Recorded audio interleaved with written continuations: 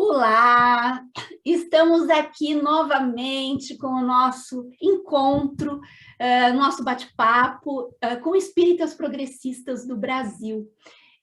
Hoje eu vou conversar com o William Sarandi, pronunciei certo, William? Sarandi? Certíssimo. Valeu. Um querido que recebeu o meu convite, a gente nem se conhecia, e as pessoas recebem o meu convite e são muito fofas, e logo aceitam. E ele foi indicado por uma amiga que a gente já fez a conversa, e o William, muito querido, aceitou esse nosso bate-papo, e hoje nós vamos conversar. Eu acho que vai ser muito divertido para iniciar essa nossa caminhada de 2022. Querido, bem-vindo. Te apresenta para a gente. Muito obrigado. Muito obrigado pela oportunidade. Muito obrigado a todos do canal, né, que assistem. Acompanho também os vídeos da Suzana, gosto muito. Sempre me chamou muita atenção esse movimento do espiritismo progressista, né, atual. Bem, eu sou de Vitória, Espírito Santo, né? Nasci numa família espírita, mas eu digo hoje que eu sou um umbandista mais espírita que tem. Querido, eu quero que tu conte com detalhes dessas histórias. Ótimo, ótimo. Coisa boa. Muito bem. Então, eu nasci num lar espírita, né? Eu vou dizer espírita kardecista, depois eu explico por que eu estou usando o qualificativo redundante, né? Então, nasci num lar espírita kardecista, mas já desde novinho em contato com a macumba também. Agora, basicamente, eu frequentei centros espíritas, mocidade espírita, né? O movimento espírita da Federação Espírita Brasileira estava integrado nesse movimento, né? Não tanto quanto a Joana Abranches, que me indicou aqui, né, no seu canal. Foi ela que me passou o teu contato. Ela, na verdade, é uma pessoa muito querida, realmente. Sim, beijo, e Joana. uma família também bastante tradicional aqui do Espírito Santo. E o meu avô, ele que iniciou, em 1926, esse caminho dentro do espiritismo. Meu avô disse que, no início, ele é de origem católica, ele dizia, né, já está desencarnado, ele dizia que ele ia para sessões com revólver, né, com cinturão de revólver. Cinturão de revólver, era comum, né, naquela época, se usar cinturão de revólver. E aí foi o espiritismo que fez ele desprender disso. Aí, estudando espiritismo, ele falou, olha, na verdade, a verdadeira força do homem é a força moral. Né? Diz ele que nunca precisou utilizar, mas aí ele viu realmente que não valia sentido nenhum a utilização. Casou com a minha avó, que também era de uma família católica, só que bem mais tradicional. Minha avó era médium vidente desde os 4 anos de idade, não entendia nada, era tida como uma louquinha da família. E quando ela conheceu meu avô, aí ela pôde entender o que de fato estava acontecendo com ela. Então, esse foi o grande legado, né, meus avós maternos, dentro do espiritismo. Vim nascer, então, dentro desse contexto. Meu avô, então, buscando sempre manter, assim, os padrões, né? E era muito estudioso, foi presidente de centro, fundou centro, etc. Com ele comecei o meu legado, então, de estudos e de uma tentativa de desenvolvimento de psicografia, psicografia, só que, na verdade, não logrou êxito. Não rolou. Não. Mas o interessante que eu pude ver nesses momentos, que apesar do meu avô ser uma pessoa assim, que procurava manter os padrões doutrinários, etc., etc., ele abria espaço para algumas comunicações de entidades que hoje são entidades que a gente conhece da Umbanda. Podia se manifestar um caboclo, um preto velho, dentro de um sistema próprio de trabalho, que era na mesa, e etc. e tal. Mas isso me chamava atenção, mas me mantinha... Democrático, né? O meu avô custou um pouquinho a abrir, mas ele mesmo conta que depois que um preto velho se manifestou contra a vontade dele, ele falou, não, tem alguma coisa aí além, e eu vou procurar compreender melhor. E que o acompanhou durante muito tempo. E aí permitia que algum médium da casa também manifestasse, etc. Então, isso aí foi muito legal, muito interessante para mim ver essa abertura que ele dava, né? mas ainda dentro dos parâmetros kardecistas, assim eu segui. Muito bem. Meu contato com a macumba já vem mais para o lado dos meus avós paternos, né? Mas aí era um contato mais de longe. Só sabia que eu frequentava outros tipos de centro, Sim. não me envolvia muito, né? Tinha um pouco de receio e tinha Sim. um pouco não, tinha bastante preconceito, Ah, muito preconceito, né? E então eu fui um daqueles que falava sempre que Umbanda era mediunismo, que Candomblé era magia, olha só, entre aspas, negra, olha até onde vai a cultura e o mas... racismo analisado, Uhum. estruturado na mente da gente, né? Mas aí o que ocorre? O espiritismo, ele engraçado que ele saía e entrava na minha vida de vez em quando. Então chegou um determinado momento que foi a primeira ruptura, em que situações de saúde, de familiar, que foram atendidos na Umbanda, eu tive a oportunidade de participar, de estar bem presente, e me encantei com o trabalho da Umbanda. Que naquela época, um espiritismo muito elitista, que já se manifestava, Sim. não estava absorvendo. Situações que fiquei sabendo do tempo, né, da casa espírita que eu frequentava, me deixaram até assim assustado de se negar a tal caridade, porque não era dia de fazer a caridade, né? Não era dia da reunião para Sim. receber assistente e a pessoa precisando. E eu via que na Umbanda, então, se abria espaço para isso com muita facilidade e tal. Comecei a me encantar e vendo melhoras, aí comecei a querer entender um pouco mais sobre a Umbanda, e aí quebrei o meu primeiro paradigma, né, de ser meramente mediunismo. Só Sim. que o que ocorre? Entrei numa Umbanda que é, apesar do respeito que eu tenho a todo o legado espiritual de Zélio de Moraes, né, que é tido como o fundador da Umbanda, embora isso eu discorde, É tipo uma lenda mas urbana, é uma lenda assim que foi escrita. exatamente, uma lenda urbana. Sim. Mas a Umbanda que eu conheci até então foi essa Umbanda, dita Umbanda esotérica, com base num autor chamado Mata e Silva, e que vem derivado de Zélio de Moraes, uma Umbanda branca. Inclusive, a sua própria fundação foi dita, né, fundação, foi denominada de Umbanda branca. E, posteriormente, de Espiritismo de Umbanda. Então, até a casa que eu frequentava, que a Joana Branches conheceu, por exemplo, era chamada, na época, de Grupo Espírita Estrela do Oriente. Né? A casa de Umbanda se A chamava Grupo casa, Espírita. exatamente. E aí foi, até eu questionei por que esse nome, e aí foi dito, olha, que historicamente, isso pela entidade chefe da casa, Sim. né? As casas de Umbanda precisavam adotar o nome espírita para serem reconhecidas. Claro, para não ter Então, perseguição, né? é, Sim. exatamente, para não ter perseguição, embora ainda assim tivesse, mas pelo menos minimizava esse impacto de Sim. perseguição. Então, se foi utilizado. E aqui também, né, se foi dito, é uma casa que também se estuda o espiritismo.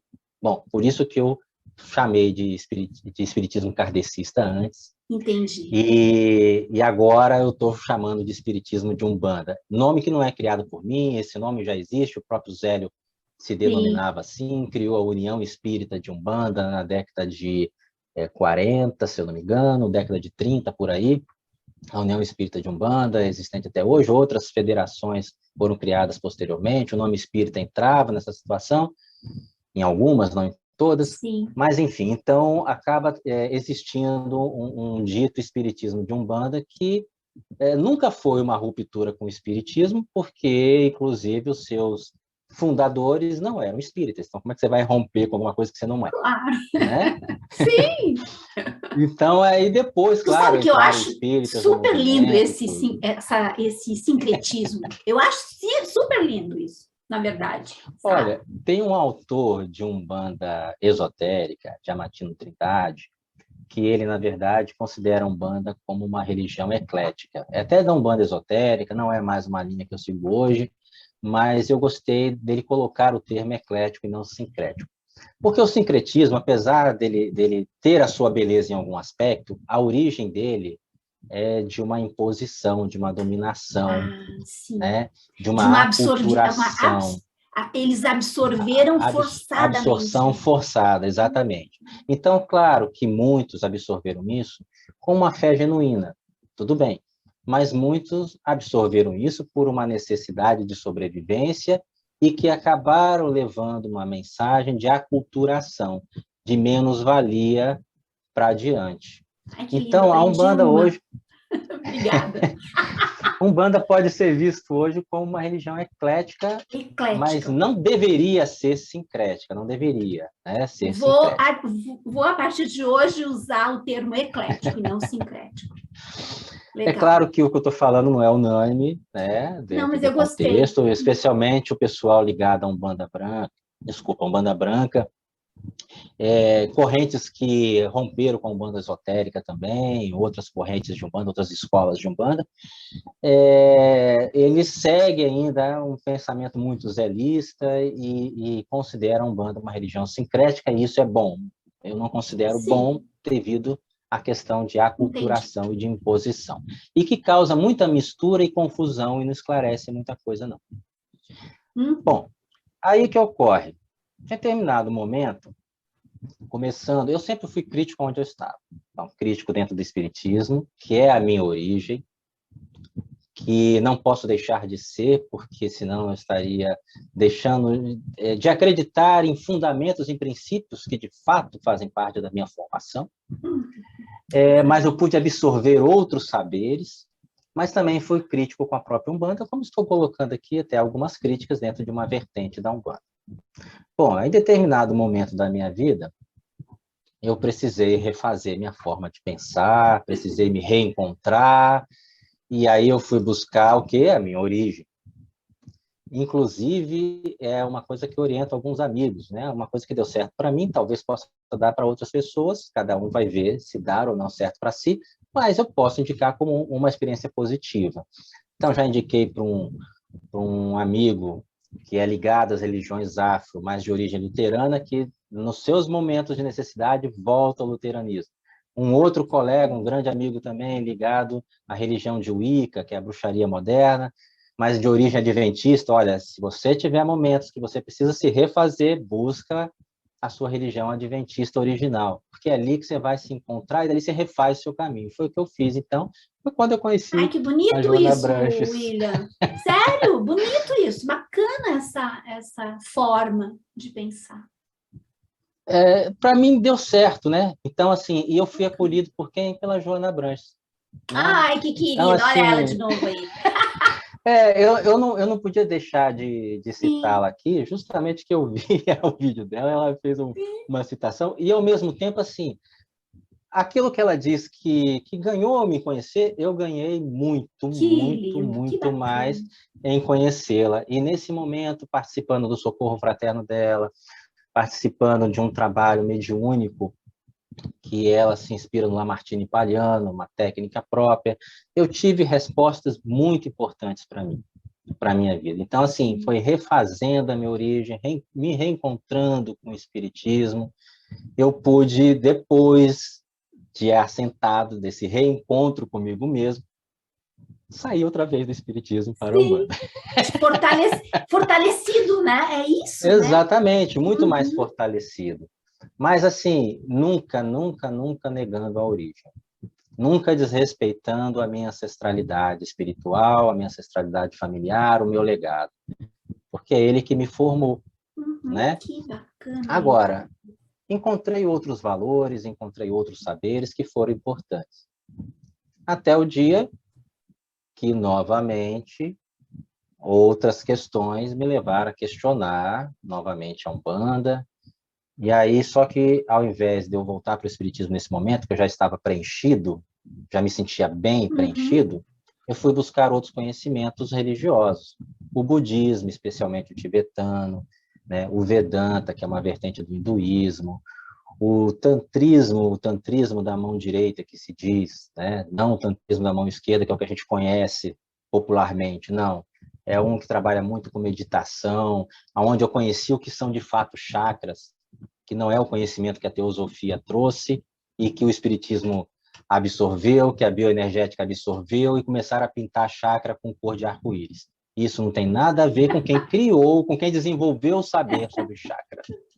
Né? Quem criou a definição de chakras foi o Tantra milenar indiano. Então, daí eu comecei a entender um pouco mais, alguma coisa do taoísmo, e esse apanhado foi muito interessante, que eu descobri esse ecletismo, que, na verdade, a Umbanda tradicional vem buscando quando se trabalha, por exemplo, com a linha do Oriente. Na verdade, você tem que ir no fundo da tradição para saber falar sobre ela. Então, não tem como se falar de espiritismo quem não conhece espiritismo, ou quem é cético em excesso e nega simplesmente por negar. Então, a mera credulidade e o mero ceticismo não trazem conhecimento, não trazem saber, né? E, Sim. portanto, se quer conhecer o espiritismo, vai conhecer as obras básicas com um olhar crítico, porque é importante a gente contextualizar, né? Situações de época foram apresentadas, hoje às vezes não se enquadra mais certas falas e outras se aplicam ainda modernamente, como se tivessem dito ontem. Exatamente. E, ao mesmo tempo, se eu vou falar de chakra, por exemplo, aonde que criaram chakras? Ali é que eu vou. Então, muito espírita falando de chakra que aprendeu, nem sabe que aprendeu com a teosofia e que, na verdade, veio de modo equivocado. Se eu quero falar, aí eu tive muito contato com o candomblé também no momento aí já de saúde minha.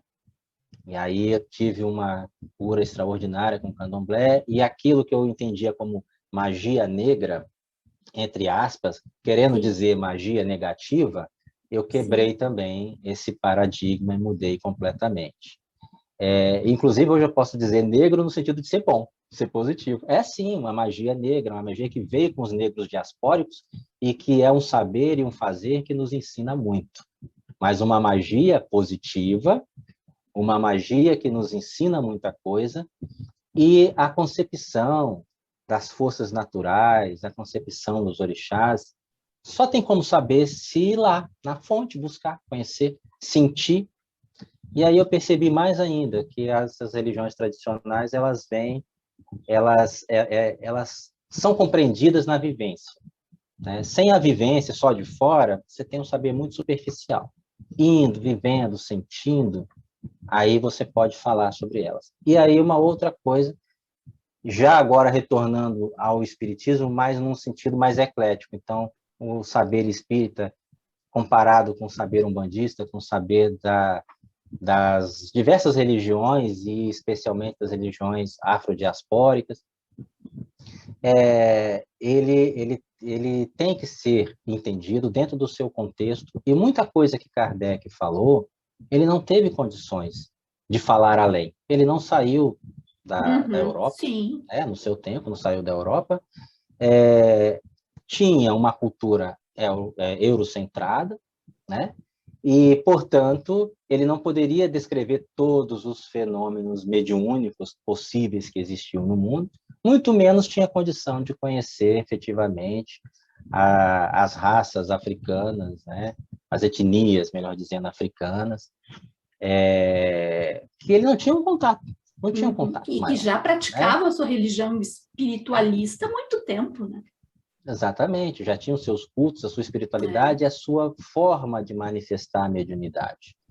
Né? Quando Kardec fala, por exemplo, da questão das superstições e do uso de materiais para evocação de espíritos, isso talvez possa ser uma prática supersticiosa europeia, mas não é uma prática que existe dentro das culturas africanas. Não se usa elementos para evocação de espíritos.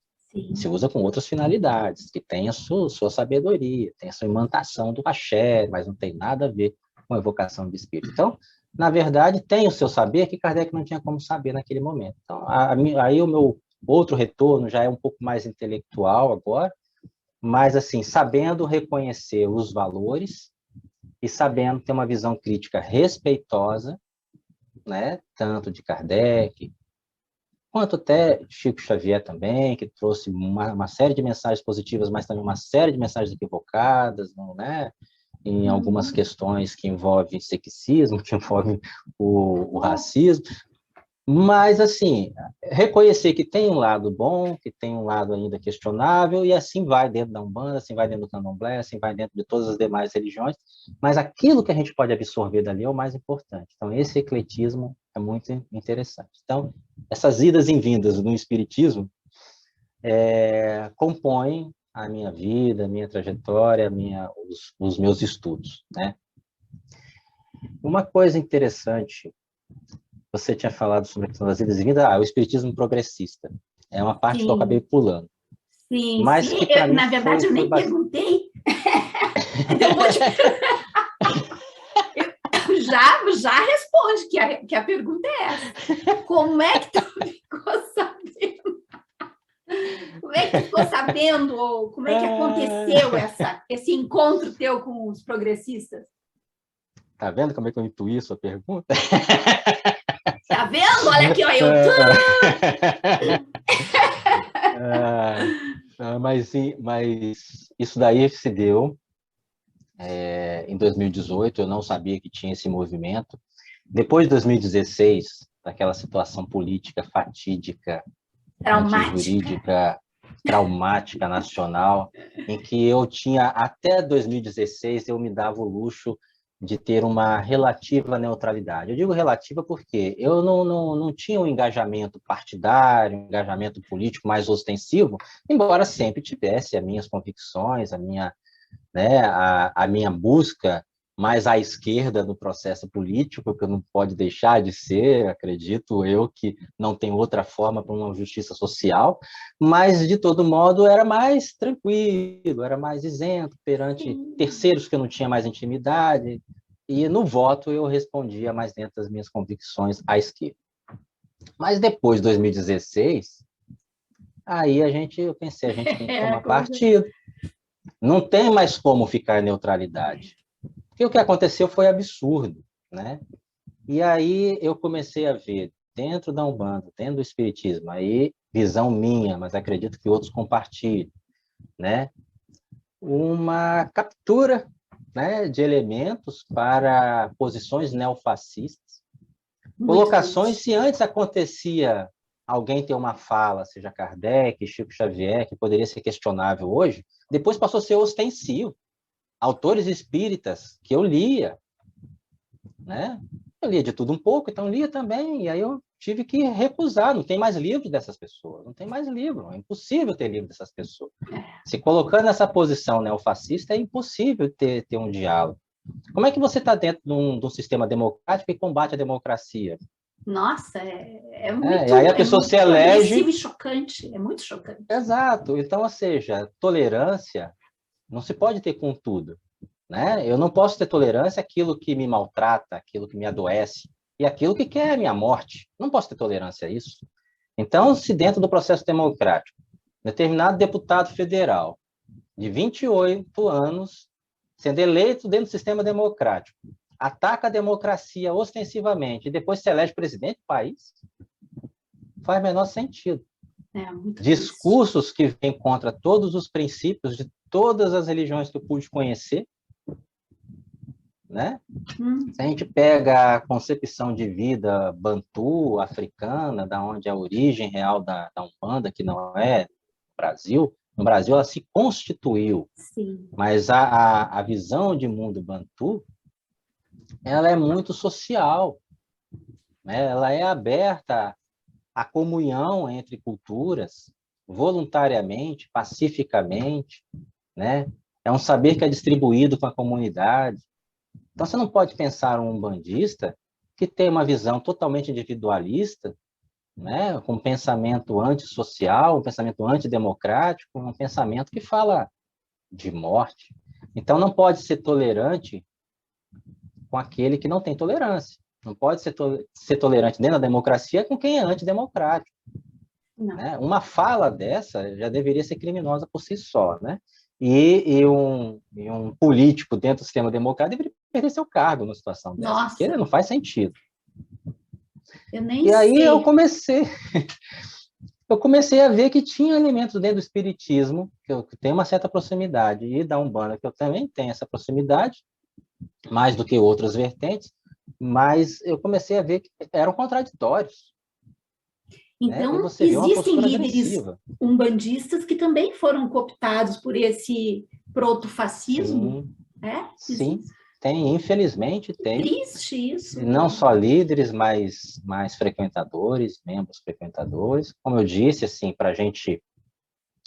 Porque, claro, pessoas que estão ligadas à academia, mas você tem pesquisa sobre isso? Você tem dados estatísticos? Não. Isso eu estou falando na visão particular, de quem viu. E que sei que Que outras pessoas viram convivia. também.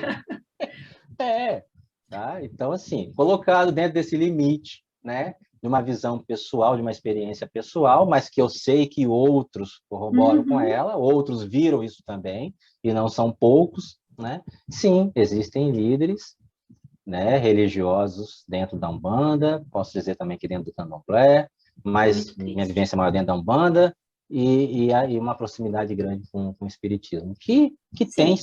sim, essa visão. E aí, de 2016 a 2018, eu achei que estava tudo perdido. Falei, não, agora eu tenho que me posicionar, mas essa guerra está perdida, né? Tava todo Vamos mundo nos perdido. posicionar para Todo morrer mundo. junto. Aham, tava todo mundo assim. Nossa, É, precisando de um colo, sabe? Precisando de alguém, exatamente. assim, por favor, me ajuda. E aí foi quando eu tive a oportunidade de novo, reencontrar a Joana. A Joana passa anos sem se ver, Aham, anos. E quando a gente se vê, parece que a gente se viu ontem. E sim. aí ela comentou que ia fazer a Universidade Federal do Espírito Santo, ia participar, estava organizando junto com outras pessoas o Fórum Social Espírita em 2018, né? Olha Eu que. achei aquilo incrível, maravilhoso. Eu falei, gente, eu tenho que ir nessa. Eu tenho que ir, tenho que estar presente, né? E a Joana, quando aparece, ela me dá certos presentes. Esse foi um presente. Eu fui Que participar desse bonito. Fórum fórum. Social Espírita. Olha que lindo. Exatamente. E na universidade onde eu trabalho, inclusive, eu trabalho na Universidade Federal do Espírito Santo, e foi lá que teve. Então eu falei, não, eu tenho que estar lá, vou assistir. Que Assisti durante bacana. esse período todo, fiquei encantado que existe um movimento espírita progressista que eu não tinha conhecimento. Então, de 2018 para cá, eu sei que tem jornais, sei que tem pessoas em outros Sim. estados, passei a conhecer seus vídeos, fiquei encantado, falei, olha, ela fala mal daqueles autores que eu também falo mal. Tu sabe que eu não tenho freio, né? Não tenho. Não tenho freio. Mas foi isso Eu, que me olha, encantou. Guri, eu falo mesmo.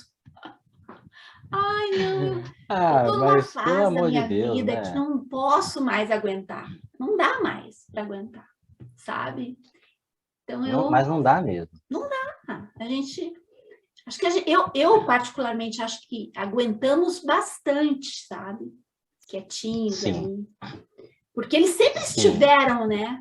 No lugar onde eles sim, estão, eles sempre existiram e eram desse jeito. Só que a gente ia levando, né? sim, sim. Relevando. E eu acho que agora já acabou esse momento, né? Da Hum, gente, assim, relevar tanto, né? sim. A gente não tem que agir com a mesma agressividade que eles agem, porque é Não, isso que eles não. querem mesmo, para que a gente perca a razão. Uhum. Mas, na verdade, a gente tem que se posicionar de modo assertivo, né? De modo sério, ético, né? Objetivo, Exatamente. enfim, para poder a gente se mostrar e dizer, olha, tem outras vozes. E aí, Exatamente. nesse fórum, uma coisa que me chamou a atenção, pelo menos aqui no Espírito Santo, como a dupla religiosidade faz parte da nossa cultura. Não posso Sim. dizer, afirmar de outros estados, mas o que tinha de um bandista espírita ali, Ah, tu vê, entendeu? né? Gente que estava organizando grupos de estudo e que tanto era espírita quanto era um bandista. E eu mesmo me considero assim, porque não tem como eu largar as minhas origens, isso não tem como, é trair a mim mesmo, e também não tem como largar Umbanda por toda uma experiência, e porque também, assim, se faz presente, chega, não é uma coisa Uhum. eu não quero. Teve um momento que eu estava nessa de querer ficar mais cuidando de mim, que eu falei assim, não vou me envolver com religião nenhuma, vou cuidar só da minha espiritualidade e não quero saber de nada. Quando eu ia fazer, às vezes, um tratamento de reiki, né? Apesar do reiki ser japonês, não trabalha com mediunidade, mas tendo na equipe médiums umbandistas, em casos mais graves, havia manifestação E ali, eu conhecendo as pessoas e conhecendo o caso, eu falei, tem que chegar. Graças a Deus que chegou. Tem uma leva de obsessor que Reiki não vai tratar. E aí eu falei, gente, eu quero sair da Umbanda, a Umbanda chega. Eu quero sair do Espiritismo, o Espiritismo chega. Faz parte de mim. Os dois, que é muito tranquilo. Tu sabe que aqui onde eu moro, há muitos anos atrás, nós tínhamos um padre, tadinho, eu acho que a Igreja Católica, eu acho que meio que expulsou ele, não sei o que aconteceu com ele. Ele fazia a missa dele, e na missa dele tinham médiuns de Umbanda e Candomblé, né, de centros diferentes, médiuns espíritas, e ele fazia uma missa, eu vou usar o teu termo agora, totalmente eclética, com esses médiuns, com as entidades se manifestando, no final todo mundo recebia passe do caboclo ou do preto velho, os médiuns espíritas ali também, quem quisesse psicografava, era a coisa mais linda. Imagina se não tinha multidões, né? Multidões de pessoas para assistir. E era um padre Isso era católico. onde? Em que cidade? Em Novo Hamburgo. Cidade, isso? Novo Hamburgo, Rio Grande do Sul. O nome era Padre Sérgio. Vamos na missa do Padre Sérgio. Mas eram multidões de gente, assim, era a coisa mais linda que tu podia imaginar, sabe? E você sabe como é que ele tá? Você já desencarnou? Não sabemos. Não, eu acho que ele saiu daqui. Acho que ele foi bem perseguido, tadinho do Padre Sérgio. Acho que ele foi bem perseguido. Pois é, porque na verdade é o seguinte... Ele deve continuar esse trabalho, com certeza. Na década de 50, foi montado um programa, né, da CNBB, né, que, se não me engano, é a Conferência dos Bispos do Brasil, né, Isso, Nacional dos Bispos do Brasil e tal. Isso. E de perseguição mesmo, perseguição aos maçons, espíritas, umbandistas e coisas que pudessem ser jogadas no mesmo balaio. E com 11 itens, que se você tivesse um deles, por exemplo, assistir uma reunião espírita, era excomungado da igreja. Nossa! Isso na década de 50. Está citado em Umbanda e Política, dentro de um capítulo escrito por Diane Brown, que é uma antropóloga norte-americana. Escreveu na década de 70. Só que em 1960, na década de 60, aconteceu o oposto. Veja bem, acabou o regime Vargas, acabou Segunda Guerra Mundial, houve uma reviravolta, estávamos próximos à ditadura militar, e o interessante é que aí a Igreja Católica adotou a chamada Missa do Morro, no Rio de Janeiro, se aproximando das comunidades de terreiro, afrodiaspóricas, e começou a fazer missa, absorvendo esse pessoal. Olha aí. Quando? Aí a minha crítica à Umbanda Branca. Enquanto a Umbanda Branca, o espiritismo de Umbanda, dito, fundado no Brasil, estava se afastando de todos os africanismos, desde a década de 40. Adotando só os santos católicos, né? Olha, na verdade, o que é, na verdade, o chamado espiritismo de Umbanda, né? Tendo ocorrido, em 1908, a primeira manifestação considerada dentro dessa vertente, mas cujo nome, Umbanda, só foi dado por eles em 1913, então eles não podem ter fundado uma coisa em 1908, que eles nem nominaram. Já fica assim, né? Difícil. Já fica difícil. Mas ali foi fundada em 1908 a Tenda Espírita, Nossa Senhora da Piedade, que existe até hoje. Então, sim, eu falei, que é do Zélio, aqui, que é aquela do Zélio. É, do Zélio. Não estou questionando o trabalho, o legado espiritual, porque teve trabalhos espirituais muito positivos, isso a gente tem que respeitar. Agora, em termos políticos, sociais, antropológicos, culturais, não podemos deixar de criticar. Claro. Era de família católica, né, tradicional, tinha contatos com o espiritismo, essa manifestação aconteceu numa unidade da Federação Espírita Brasileira em Niterói, e dali começou todo esse questionamento de receber entidades de caboclo preto velho, que isso é racismo, não sei o quê, que pode todo mundo se manifestar nesse novo culto que não tinha nome. E só que podia todo mundo desde que fosse catequizado, né? Como é que um índio Ó, tô falando o termo mesmo pejorativo, assim, usado. Como é que um índio vai se manifestar, entendeu? E não vai falar de São Sebastião, não vai falar de Nossa Senhora, de Jesus Cristo. Que índio é esse? Selvagem? Olha só. Então, eles tratavam de catequizar as entidades para... No, no final das contas, a entidade já tinha que chegar catequizada. Se for entidade de Tadinhos! luz, já chega catequizada. O preto velho tem que ser aquele curvado que morreu de tanto apanhar no tronco, ele é humilde, traz um sentido de sabedoria, que é o quê? A dor vai passar, você reza para Nossa Senhora, para a Virgem Maria, tudo vai se resolver. Então, o que acontece? Isso, na verdade, não fez bem para a Umbanda, que é uma prática xamânica, uma arte Perde o terapêutica. vigor, né, William? Perde aquela coisa... Perde o vigor. Terra, né? Exatamente, terra, da sua própria raiz. O termo Umbanda já existia na África, isso já é respaldado e tal. Claro que não tinha esse U é um aportuguesamento, né, da Era só palavra. M na frente, né? É isso, Umbanda. isso, é uma pronúncia nasalizada, Umbanda, né?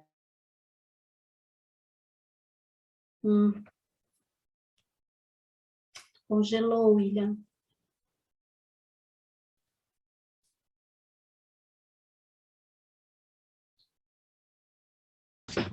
E, sendo assim, essas entidades só poderiam chegar se fossem cristianizadas. Resumo da história é essa. Sim. Então, em 1941, no primeiro Congresso Espírita de Umbanda, foi considerado claramente essa intenção de desafricanização. E em 1960, 61, que teve o segundo congresso, né, foi mais ou menos nessa época em que inventaram aí o hino da Umbanda, que parece uma marcha militar, e que, claro, que a maior parte dos umbandistas vão discordar de mim. Eu nem sabia que tinha hino. Ai, tem um hino, a maioria das pessoas acha muito bonito, muito lindo, mas, assim, se a gente for parar para analisar criticamente, no contexto que foi formado, como que isso, né, vem sendo tocado, você vai encontrar elementos ali questionados. Então, eu, particularmente, com essa análise crítica, não gosto do chamado hino da Umbanda. Sim. Mas aí, ou seja, enquanto se fazia um movimento de desafricanização através da dita Umbanda branca ou espiritismo de Umbanda, o catolicismo se aproximou do povo afrodiaspórico, dos seus descendentes. E aí montaram a Missa do Morro, que tem muito a ver com o que você estava falando aí, né, de Novo Hamburgo. Muito interessante. Não sei como eram essas Missas do Morro, mas eu sei que havia uma aproximação.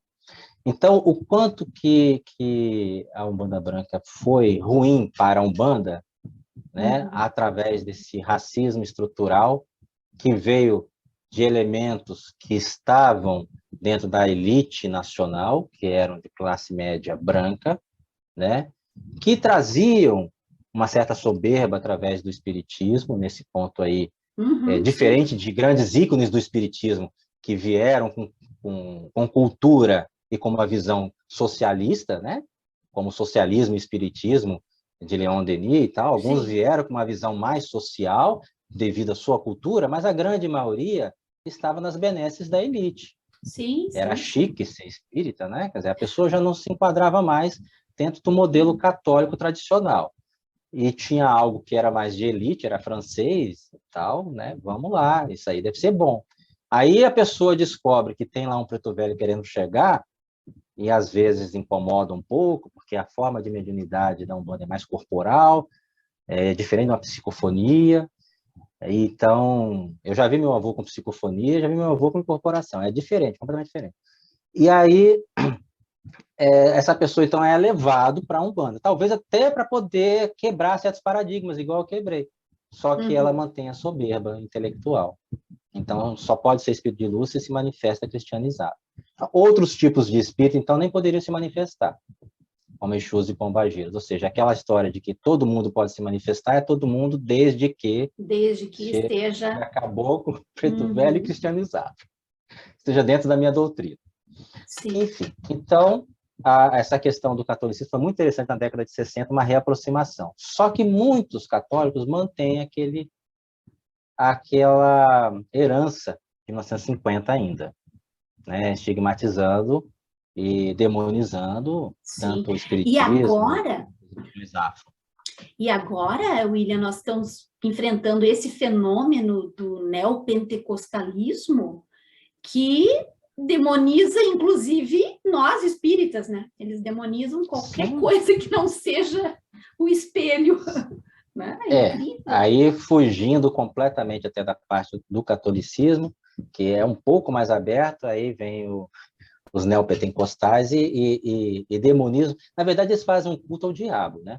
Eu Porque acho. se tudo eles demonizam, eles, inclusive, veem o diabo numa cultura que nem acredita no diabo, né? Então, como é que pode dizer que a cultura X africana ou lá do Extremo Oriente é diabólica, se nem acreditar no diabo eles acreditam? Quem acredita no diabo são os cristãos, né? Dentro da cultura judaico-cristã tradicional, estou querendo dizer.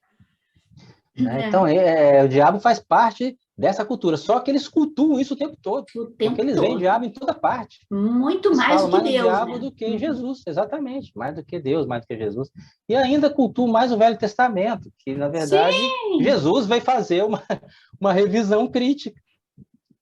Jesus veio fazer uma revisão crítica das Escrituras e é o que eles, na verdade, pregam o tempo todo. Da onde que eles falam dos evangelhos? Da onde que eles praticam? Né? Claro que eu estou falando dos fundamentalistas. Eu não estou dizendo o pastor Henrique Vieira, que não tem nada a ver com isso. Querido. Ele é batista, não é nem neopentecostal. Tem muitos. Então, e tem muitos, pastor Berlofa, e aí por aí vai. Eu me refiro a esses que seguem esses pastores carimbadinhos da mídia, dos iates e dos jatinhos. Sim. Já se foi pego filmagem, né, deles dizendo como você toma dinheiro do pobre, essas coisas assim. Esses aí. Então, claro que esses se iludem, querem ser iludidos e fazem, na verdade, um culto mais ao diabo do que a Deus e do que a Jesus. Certamente. Esses aí estão realmente cultuando outra coisa. Agora, todo fundamentalismo é doentio. Não tem como, né? Não seja qualquer religião que for. Né? Qualquer religião. Se nós não estudarmos as nossas... Eu não gosto, porque eu não sou uma pessoa muito religiosa, nada religiosa. Eu não gosto de colocar, tipo, o espiritismo como uma religião, porque eu não o vejo assim. Para mim, eu gosto mais da parte filosófica, de estudo e tudo mais. Mas, se nós não fizermos o estudo, qualquer estudo de qualquer religião ou filosofia, com serenidade, com tranquilidade, com um senso crítico, sabe, com abertura, nós vamos cair no fanatismo. Com certeza. Com certeza. Toda pessoa que embarca nisso, assim, sabe, sem nenhum tipo de filtro, sem nenhum tipo de raciocínio, espera, calma, vamos lá, vamos olhar isso. Como tu disse, né, as próprias coisas do Livro dos Espíritos, nós tem que ter muito senso crítico ali, sabe? Muita tranquilidade. E não é depreciar nada, né? Ter senso crítico não significa que tu está depreciando. Porque senão vira aquele povo fanático que tu não pode dizer uma palavra que eles já te... Sabe? É muito complicado. Muito complicado. Querido, eu estava olhando aqui o nosso... Tu acredita que já estamos conversando quase 40 minutos? É verdade. Viu como passa rápido? O papo é bom, passa super rápido. Ó, obrigado. Aqui deu uma travadinha, eu não sei se... Não, aquilo travou, foi alguns segundinhos. Aquilo tá bom. Não te preocupa. Depois eu tiro aquilo. William, querido, realmente foi uma delícia essa nossa conversa, passou muito rápido, eu até poderia ficar mais tempo, mas o meu Zoom, ele pisca aqui já, o sinalzinho, sim. porque eu só tenho 40 minutos depois. Tá certo, beleza. E, querido, foi muito legal, muito bom, adorei mesmo, foi assim... Gostei muito também. Foi um aprendizado muito grande conversar contigo, que delícia. Eu aprendo muito também com seus vídeos. Ai, que bom, querido, que bom. A vida é essa, né? É a gente botando as coisas que a gente conseguiu assimilar e trocando, né? Senão não tem sentido. Agora, então, deixa umas palavras aí gostosas e, sei lá, de esperança, porque, olha, o tempo que nós estamos vivendo requer muita esperança mesmo, muita tranquilidade, porque não está fácil. É verdade. Bom, né? Aí eu vou me inspirar um pouquinho na cultura bantu, então, né? Ai, querido, que africana, da origem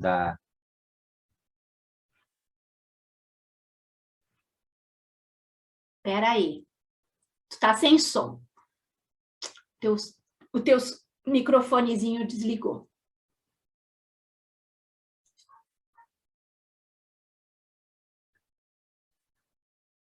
Teu microfone desligou. Agora sim. Ah, sim. Assim. Ótimo. Ótimo. Então, o conceito de Ubuntu, não sei se você já ouviu falar em Ubuntu, eu sou porque nós somos, né? A visão Bantu, ela é mais da comunidade, mais da ação social do que do indivíduo. Então, existe uma concepção de que a eterna jornada da alma já leva o indivíduo para o seu destino espiritual, né? O que esse indivíduo, na verdade, ele precisa fazer? É a sua conexão com a sua comunidade, com a sua ancestralidade espiritual e familiar. É aí que importa a ação dele. É essa visão social que faz, na verdade, que dá o valor ao indivíduo, que faz com que ele seja venerável pela comunidade, que faz, na verdade, todos crescerem juntos, né? Então, a visão deles não é tanto individual como a ocidental.